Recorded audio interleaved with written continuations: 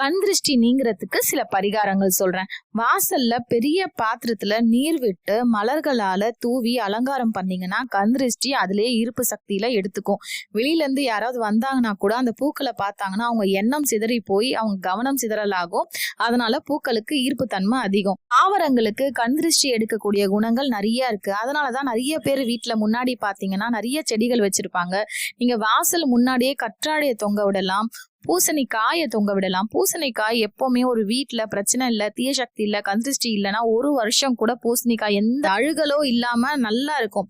ஆனா சில பேர் வீட்டுல 3 மாசம் இருக்கும், பரவாயில்ல. சில பேர் வீட்டுல ஒரு 10 நாள் கூட இருக்காதுங்க, அதுக்குள்ள அழுகிடும். அந்த மாதிரி இருக்கிற வீட்டுல எல்லாம் கண் திருஷ்டி அதிகமா இருக்குன்னு அர்த்தம். நீங்க அந்த பூசணிக்காவை அப்படியே கீழே போட்டு வேற பூசணிக்காவை மாத்தி வைக்கலாம்.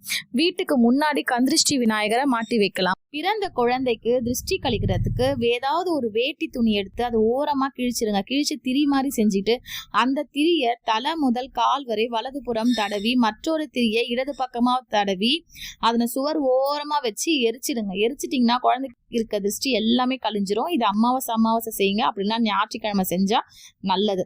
என்னோட வீடியோ இப்பதான் நீங்க ஃபர்ஸ்ட் டைம் பாக்குறீங்கன்னா சப்ஸ்கிரைப் பண்ணி வச்சுக்கோங்க. இந்த தகவலை 4 பேருக்கும் நீங்க ஷேர் பண்ணுங்க. நன்றி.